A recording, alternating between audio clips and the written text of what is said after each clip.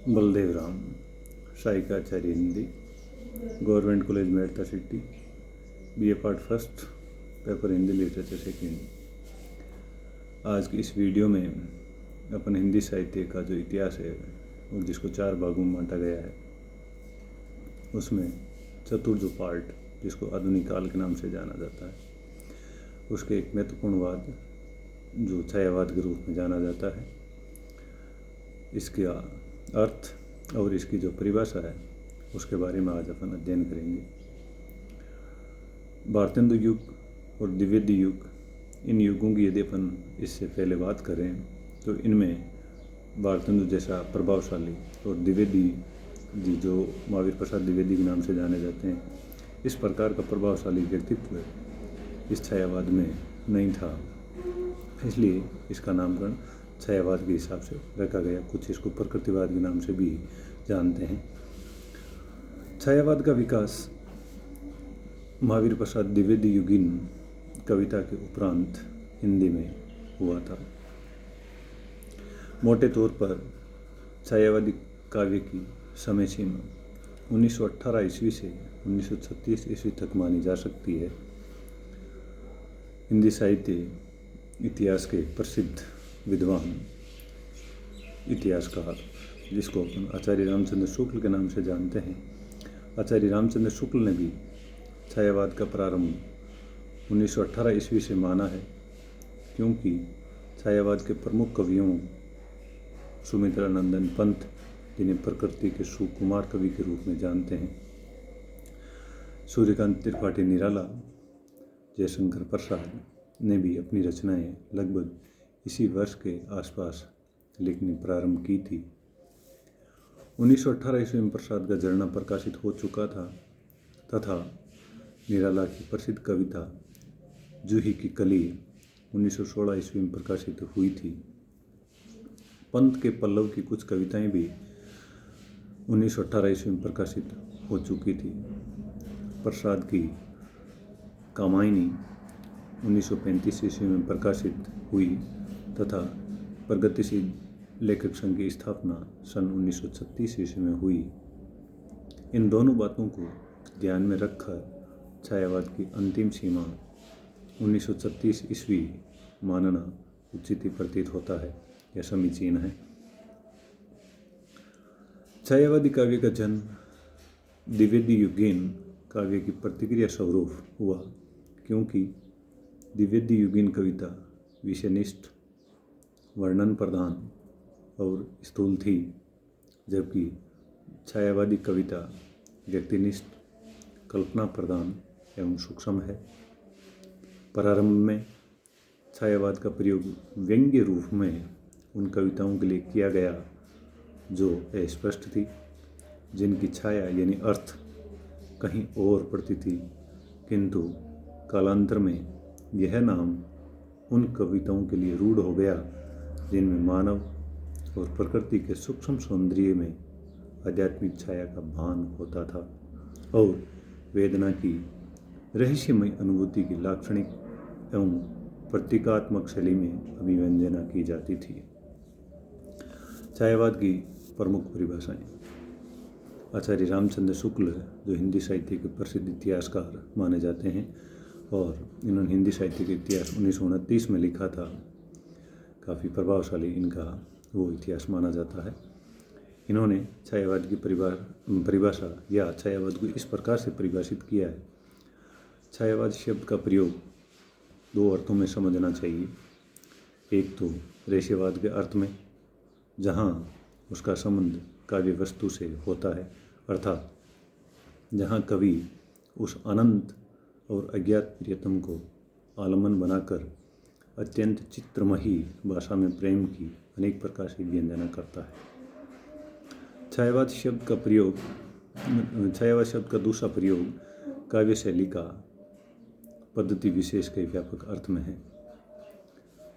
जयशंकर प्रसाद ने छायावाद को इस प्रकार से परिभाषित किया है: जब वेदना के आधार पर स्वानुभूतिमय अभिव्यक्ति होने लगी, तब हिंदी में उसे छायावाद के नाम से अभिहित किया गया।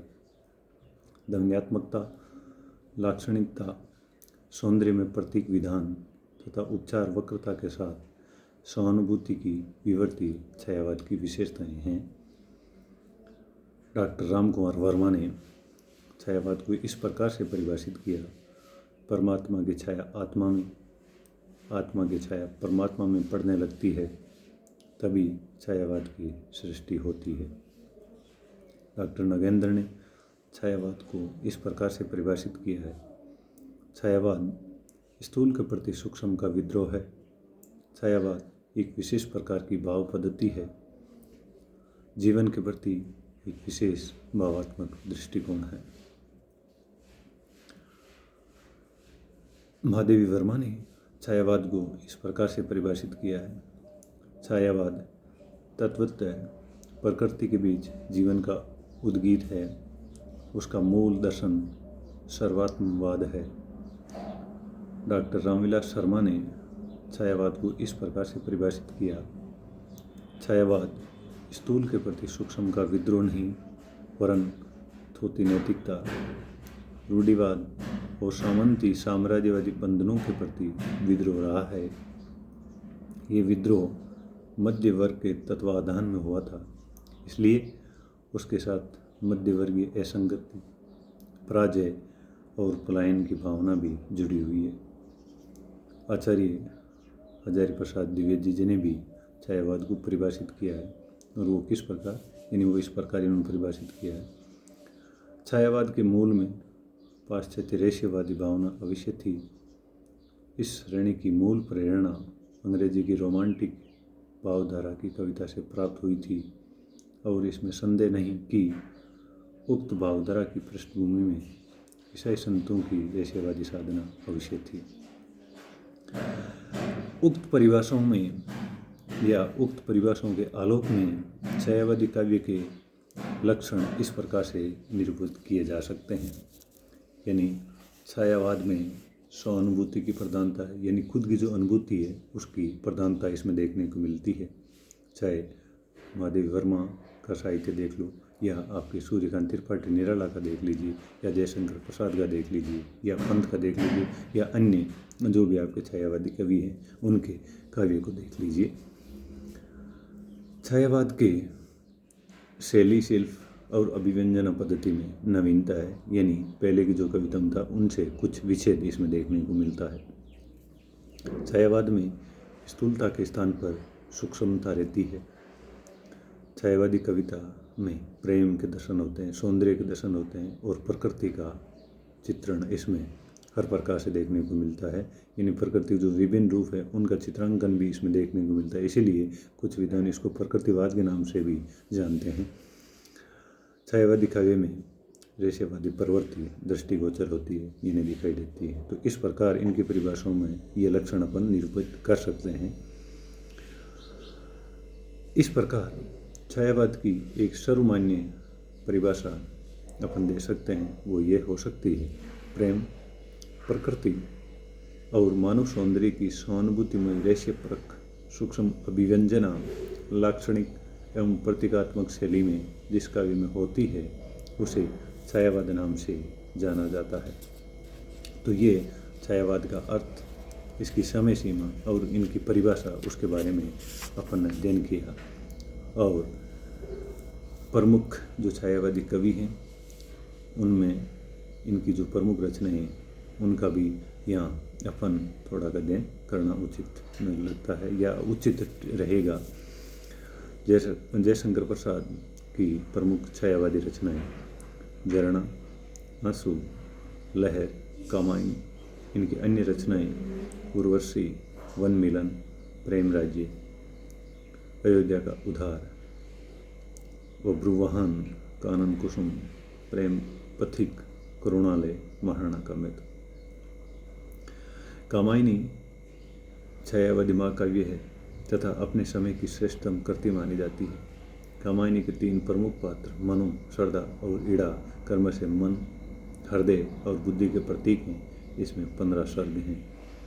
सूर्यकांत त्रिपाठी निराला की प्रमुख रचनाएं अनामिका, परिमल, गीतिका, तुलसीदास। अन्य रचनाएं इनकी कुकुरमता, बेला और नए पत्ते, अर्चना, सरोज स्मृति, आराधना, गीत गुंज, एफरा, मतवाला और समन्वय पत्रों का इन्होंने संपादन किया। राम की शक्ति बुझा इनकी लंबी कविता अनामिका में संकलित है, जो अत्यंत ओजपूर्ण एवं प्रभावशाली रचना है। सुमित्रानंदन पंत ये भी प्रमुख छायावादी कवि हैं। इनकी रचनाएं उच्छ्वास, ग्रंथि, वीणा, पल्लव और गुंजन ये इनकी छायावादी रचनाएं हैं। और इनकी प्रगतिवादी रचनाएं ग्राम्य, युगांत, युगवाणी, अरविंद दर्शन से प्रभावित श्रवण काव्य, श्रवण किरण, श्रवण धूलि, उत्तरा, कला और बूढ़ा चांद, वाणी, नव मानवतावादी इनकी रचनाएं, लोकायतन, चिदम्बरा, पो फटने से पहले, शशि की तरी, गीत हंस, शंख ध्वनि, किरण वीणा आदि। महादेवी वर्मा इनकी प्रमुख रचनाएं निहार, रश्मि, निर्जा, सांध्य गीत और यामा। में नीर भरी दुख की बदली इनकी प्रसिद्ध उक्ति मानी जाती है। महादेवी वर्मा को आधुनिक मीरा नाम से भी संबोधित किया जाता है। महादेव जी के काव्य में रेश्यवादी प्रकृति विद्यमान है। इस प्रकार ये छायावाद की जो परिभाषाएं हैं, छायावादी प्रमुख कवि और उनकी रचनाएं और इसका समय जो सीमा है, उसके बारे में आज की इस वीडियो में अध्ययन किया। अगले वीडियो में छायावाद की प्रमुख विशेषताएं उनके बारे में अध्ययन करेंगे। धन्यवाद।